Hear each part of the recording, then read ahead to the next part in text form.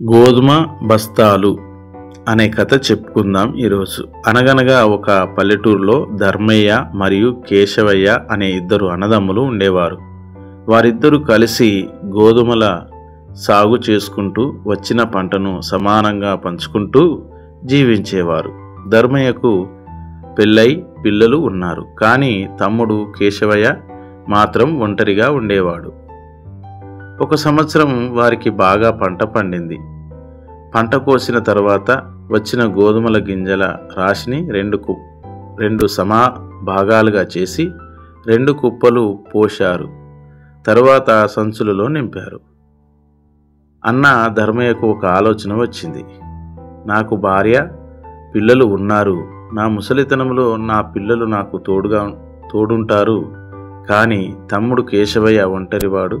అతనికి సంసారం లేదు. భవిష్యత్తు కోసం అతనే